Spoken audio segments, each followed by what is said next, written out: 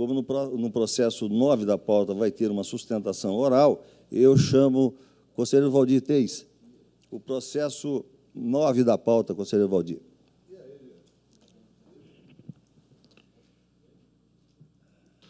Senhor presidente, tratam os autos de representação de natureza interna proposta pela Secretaria de Controle Externo da 4ª Relatoria, à época, em desfavor da Fundação Universidade do Estado de Mato Grosso, UNEMAT, sob a responsabilidade da senhora Ana Maria Di Renzo, ordenadora de despesas, referentes a supostas irregularidades no pregão eletrônico número 5/2018.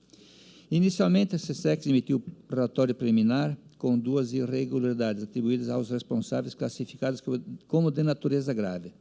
Os responsáveis foram citados e apresentaram defesas, e no relatório técnico de defesa, a SESEX afastou as responsabilidades inicialmente feitas ao senhor Celso Oliveira Caetano, pregoeiro. O MP de Contas, no parecer da lavra do Procurador-Geral Substituto de Contas, na época, Alisson Carvalho de Alencar, manifestou-se pelo conhecimento, pela procedência da representação, pelo afastamento da responsabilidade do senhor Celso Oliveira Caetano, pela aplicação de multas aos senhores Hugo Franco de Miranda e Darlan Guimarães Ribeiro, em razão das irregularidades e determinações. Consta, portanto, nos autos do despacho do relator à época, que encaminhou o processo à SESEX para que fosse apurada a existência de responsabilidade do senhor Samuel Longo, pregoeiro. Posteriormente, a SESEX elaborou o relatório técnico complementar e constatou que o senhor Samuel não participou do certame. O MP de Contas, representado pelo então Procurador de Contas, Túlio Velasco Moreira Filho, emitiu parecer no qual ratificou o parecer inicialmente emitido e afastou a responsabilidade do senhor Samuel Longo. É a síntese do relatório, senhor presidente. Em discussão, e na discussão temos o requerimento do doutor José Renato de Oliveira para fazer a sustentação oral. Vossa Senhoria tem 15 minutos. Com a palavra. Excelentíssimo senhor presidente, conselheiro José Carlos Novelli, meus cumprimentos, um bom dia. Excelentíssimo conselheiro Valdir Teis, digno relator, e em nome de Vossa Excelência, cumprimento os demais conselheiros. Senhor Procurador-Geral de Contas, doutor Alisson, colegas advogados, servidores e servidoras, cumprimento também o doutor Hugo, que está aqui, que é uma parte neste processo. Como foi destacado pelo nobre relator, são 2 apontamentos aqui, num processo de aquisição de aparelhos de ar-condicionado pela Universidade do Estado de Mato Grosso, para o campus de Sinop, em que restou a imputação de multa, pela proposta da equipe técnica, por 2 apontamentos. 2 apontamentos. O primeiro deles é referente à qualificação técnica. Constou no edital que se exigia comprovante de regularidade da empresa e de responsáveis técnicos pelo fornecimento dos aparelhos de ar-condicionado. É que é importante destacar, excelências, a administração optou, até por uma análise de economia de escala, por licitar a compra, a aquisição dos aparelhos de ar-condicionado, mas exigia a sua instalação. Então, a empresa licitante deveria entregá-los instalados. Por isso, baseado também em jurisprudência do próprio Tribunal de Contas da União, porque foi jurisprudência do TCU que motivou a equipe técnica a fundamentar a sua conclusão pela irregularidade, mas também há jurisprudências do Tribunal de Contas da União no sentido da viabilidade desse tipo de aquisição com a instalação do aparelho de ar-condicionado, por questão de logística, por questão de economicidade, inclusive com relação a aquela movimentação que se faz na administração pública. Se for um fornecedor, é uma coisa, se for vários fornecedores interrompendo o serviço da administração pública para instalação de ar-condicionado, para manutenção de ar-condicionado, é óbvio que isso também tem um peso. Bem, enfim, foram 2 apontamentos relativos à qualificação técnica que se reputou injustificados ou incabíveis. Primeiro, comprovante de regularidade da empresa e seus responsáveis técnicos junto ao CREA. Nós temos inúmeros julgados e também orientações e alertas dos conselhos regionais de engenharia, no sentido da necessidade, sim, porque existe lei e existe norma da Anvisa, inclusive, a respeito da instalação de aparelhos de ar-condicionado, de climatização, que tem preceitos técnicos. E, por isso, se orienta que seja exigido o atestado, a regularidade, junto ao CREA. A equipe técnica, na análise, disse, olha, não cabe à administração pública exigir comprovante de pagamento de anuidade, pelo menos os excertos de jurisprudência colacionados foram nesse sentido. O edital não exigia comprovante de anuidade, de pagamento de anuidade. Previa o registro, a habilitação regular perante o CREA. Regular. Então, quando a equipe técnica diz, olha, você pode exigir o registro, mas não precisa exigir o comprovante de pagamento de anuidade. Não exigiu. Agora, o registro tem que ser regular. O que se pediu foi o registro regular, a demonstração de regularidade desse registro. E também o outro documento pedido foi a carta de credenciamento emitida pelo fabricante do ar-condicionado, que certificando que os serviços de instalação serão executados por empresa especializada e autorizada. Excelências, aqui também é um outro cuidado de ordem administrativa.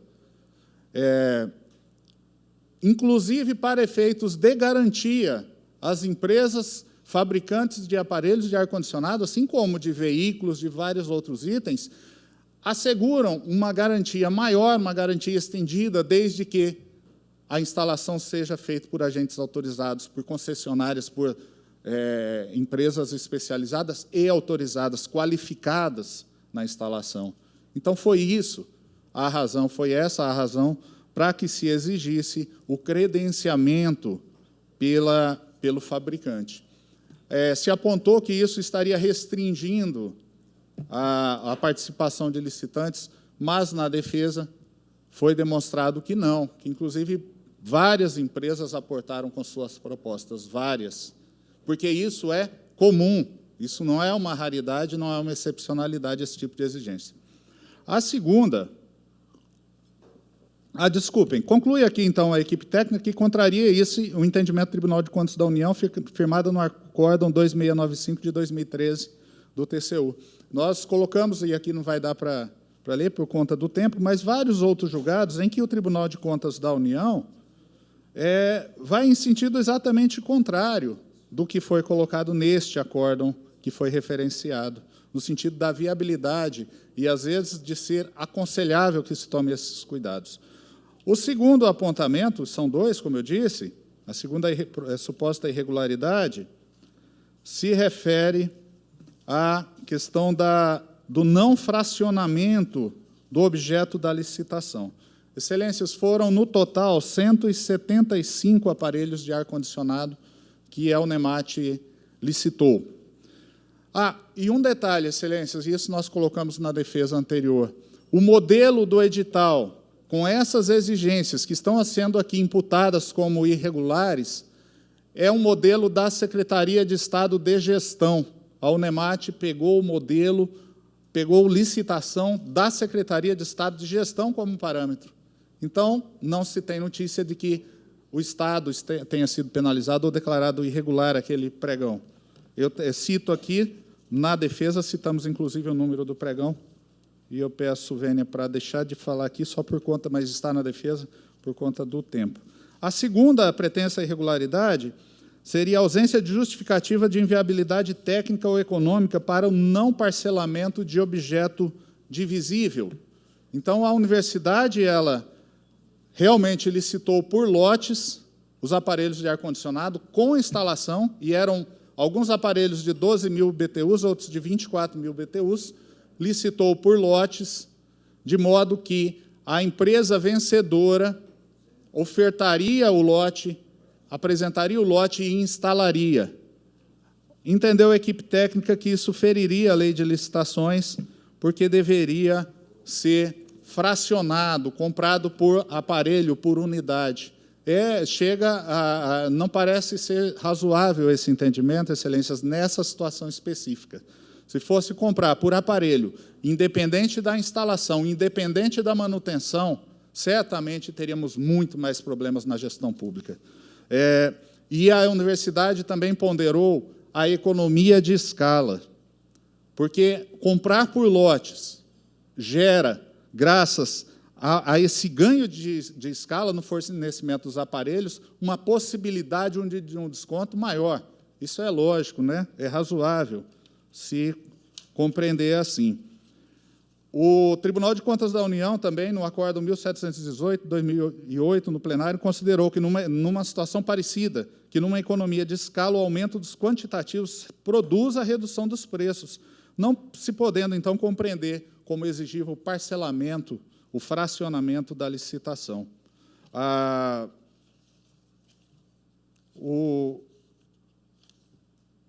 equipe técnica se baseia na súmula 247 do Tribunal de Contas da União, que diz que, sempre que possível, deve ser feito o parcelamento, o fracionamento, desculpem, mas a própria súmula excepciona situações em que a ampliação das vantagens para a administração, por meio da redução de despesa administrativa, da possibilidade de participação de maior número de interessados, possa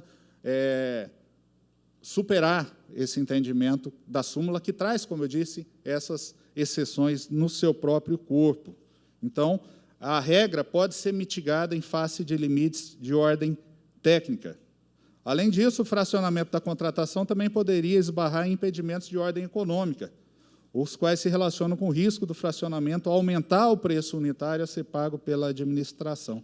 Excelências, sem querer cansá-los, e eu não vou replicar aqui jurisprudência do TCU nesse sentido, mas apenas no Acórdão 5.260/2011, o TCU decidiu que inexiste ilegalidade na realização de pregão com previsão de adjudicação por lotes e não por itens, desde que os lotes sejam integrados por itens de uma mesma natureza e que guardem relação entre si. É exatamente o caso desse processo em que foram adquiridos por lotes aparelhos de ar-condicionado, acompanhados da obrigatoriedade de instalação, de manutenção, de apresentação, inclusive do kit de instalação.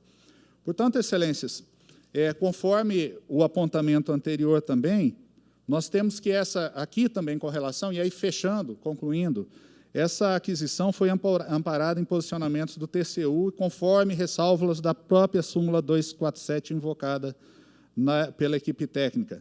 Buscou-se a busca da eficiência, a economia de escala, havia compatibilidade de itens licitados.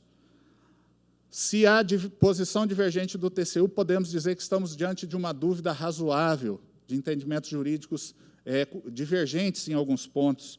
Nada que possa implicar em erro grosseiro ou em dolo, de modo a viabilizar o apenamento do gestor ou do servidor público, de acordo com as alterações da Lei de Introdução às Normas do Direito Brasileiro. Então, invocando os princípios da razoabilidade, da proporcionalidade e mesmo da economicidade, eu lembro, por fim, que trata-se de 2 servidores de carreira que não têm nenhum interesse, não tinham e não têm nessa licitação, que o edital foi baseado em precedente do Estado de Mato Grosso, em edital da Secretaria de Estado de Gestão. E, por fim, excelências, eu acho que deve ser o objetivo desse tribunal, de todo gestor, a economicidade. Essa representação interna nasceu de uma denúncia pela Móveis Gazin, a auditoria do Tribunal de Contas, e acabou gerando esta representação interna. Também foi feita denúncia junto ao Ministério Público do Estado. O Ministério Público do Estado já arquivou essa denúncia por falta de verificação de indícios mínimos de ilegalidade nesse procedimento. E, como eu disse, o mais importante, que eu acho que todos aqui perseguem, é a economia aos cofres públicos.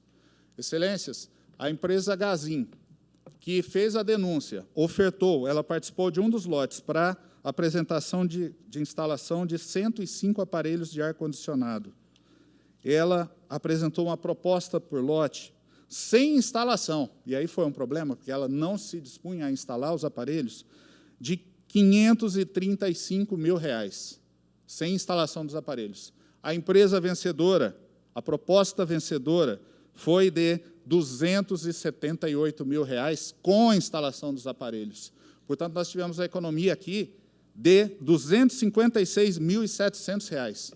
Ou seja, a denunciante pretendia que os aparelhos fossem adquiridos pelo valor quase que o dobro. Excelências, eu agradeço a atenção. Obrigado. Continua em discussão. Senhor presidente, na discussão. Com a palavra, excelentíssimo Procurador de Contas, doutor Alisson Alencar. Obrigado, senhor presidente, senhores conselheiros.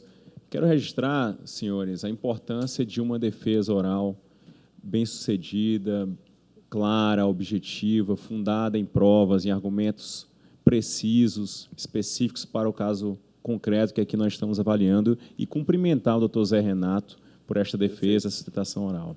De modo que eu me sinto convencido, senhores, de que as falhas apresentadas não devem persistir. Altero o parecer do MP de Contas, sugerindo o afastamento dessas irregularidades, pois estão devidamente fundamentadas, bem como a conversão das mesmas em recomendações, na linha de que, nas aquisições futuras, quando se demonstrarem viáveis, o parcelamento das respectivas aquisições, demonstrando, quando for o caso, a inviabilidade técnica ou econômica para o não parcelamento dos objetos divisíveis, bem como que o parecer jurídico efetue análise de forma expressa acerca da adequação do critério de julgamento utilizado pela administração do certame. Então, excelências, altero o parecer, sugerindo a improcedência da representação, mantendo-se apenas, convertendo as irregularidades em recomendações. É o parecer, senhor presidente. Encerrada a discussão, em votação, o conselheiro Valdir Júlio Teis. Obrigado, senhor presidente. Parabenizar o doutor José Renato pela defesa. E concordo, doutor José Renato, que há coisas, presidente, que não dá para parcelar. Eu digo que a nossa legislação ela induz, muitas vezes, a gastar mais do que se deve. Essa que é a verdade. Você começa a pulverizar. Imagina, ter uma dúzia de fornecedores, o custo de todos esses processos dentro da gestão pública. É um absurdo.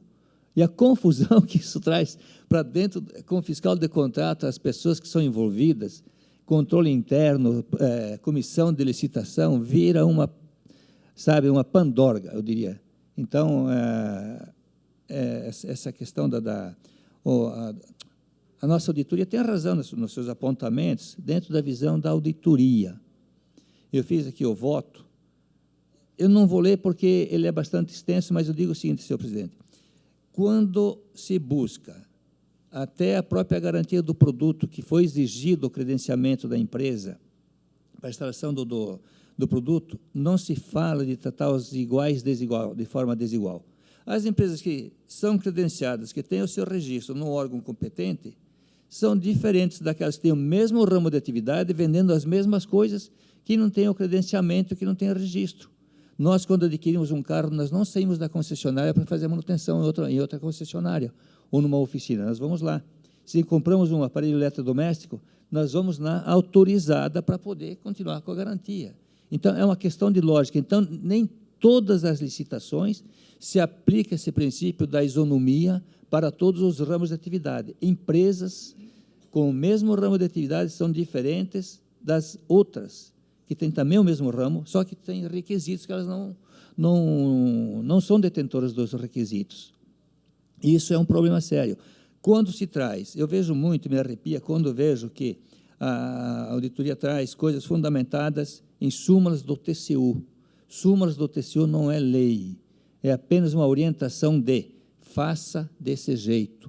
Se nós entendermos aqui no Tribunal de Contas do Estado que nos divorciamos desse entendimento do TCU, é uma questão própria nossa, até porque nós temos o nosso contexto diferente do contexto do TCU.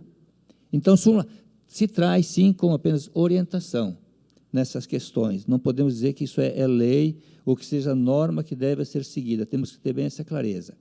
Quanto à questão do parecer, que o MP apontou muito bem, a única coisa que faltou nisso daí foi o parecer, dentro do parecer jurídico, dizer o seguinte: essa compra, da forma como está sendo feita, ela é muito mais vantajosa em razão dos custos, por isso. Faltou só isso daí.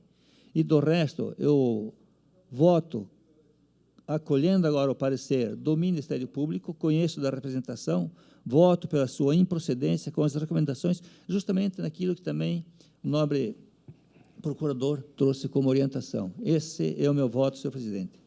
Senhores conselheiros que votam de acordo com o voto do conselheiro relator, permaneça em silêncio. Senhor presidente. Com a palavra, o conselheiro Guilherme Maluf. Eu entendo, eu quero parabenizar a defesa, tá? Realmente uma defesa de altíssima qualidade e muito esclarecedora.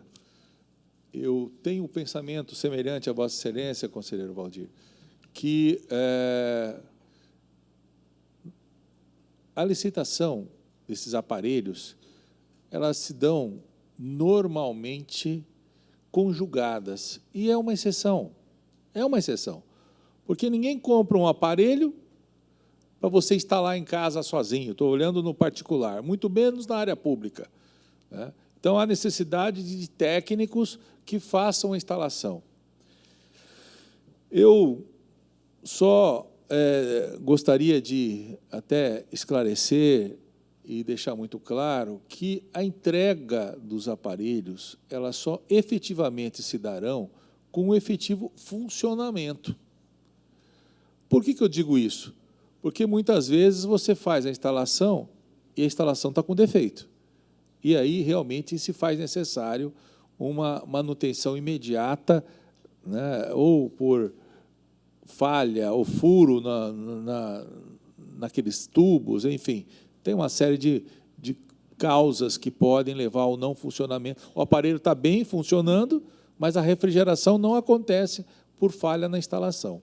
Então, é muito importante ser casado essas operações. E, para isso, realmente, o credenciamento é necessário junto à empresa que fornece o aparelho, né?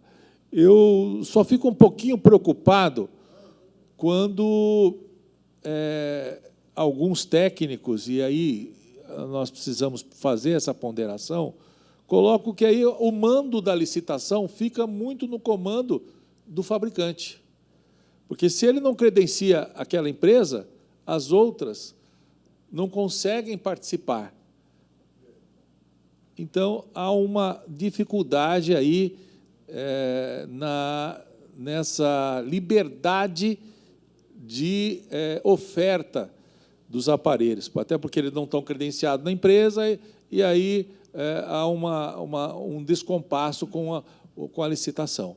Mas o resultado final, ela realmente tem que ser conjugada, o lote tem que existir, a economicidade tem que persistir, tá? Ficando só essa questão do pré-registro do ar-condicionado. Só queria deixar essa minha dúvida, mas eu sigo o voto de Vossa Excelência, tá? E é algo, conselheiro Valdir, que nós, num estado onde há altas temperaturas, nós vemos a todo momento licitações de ar-condicionado.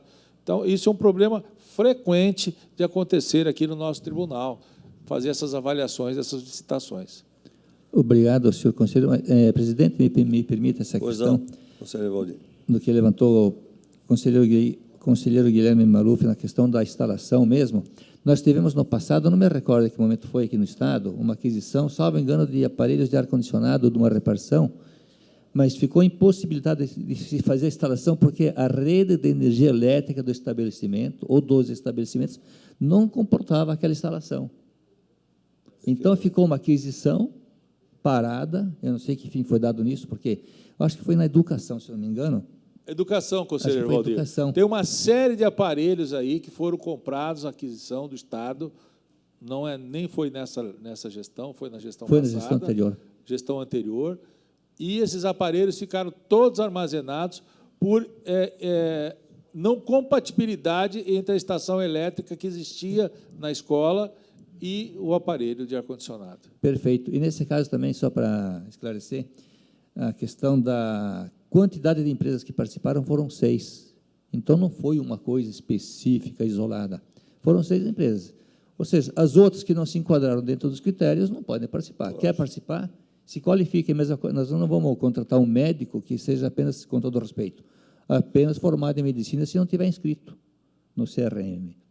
Queremos um profissional que possa ser confiável dentro da sua organização profissional, né? Então, essas questões, nem todas as licitações devem seguir ou são da forma, como, com todo o respeito, colocou e bem colocado a equipe técnica, e também, num primeiro momento, pensou assim o Ministério Público de Contas. Então, nós temos coisas diferentes, parecidíssimas, mas são diferentes. Lembra aquela antiga propaganda, parece Denorex, mas não é. É bem antiga, os novos não conhecem isso. Sim. Mas Presidente, obrigado, mas esse é o meu voto e obrigado mais uma vez ao conselheiro Guilherme. Conselheiro Valdir, só consolidando essa questão do registro no órgão técnico, isso é uma obrigação de estar contido no edital, tendo em vista que tem normas técnicas específicas para esse tipo de instalação, né? Ele tem que ser de responsabilidade técnica do engenheiro elétrico ou eletricista, para que possa seguir as normas que a ABNT tem com relação especificamente a esse assunto. Parabéns, parabéns, conselheiro. Parabéns também pela defesa, doutor Zé Renato. Processo 24.671, dígito 9 de 2018, relator conselheiro Valdir Júlio Teis, acordo 240 de 2022, resumo de ementa, Fundação Universidade do Estado de Mato Grosso, representação de natureza interna, improcedente, recomendação à atual gestão, publique-se.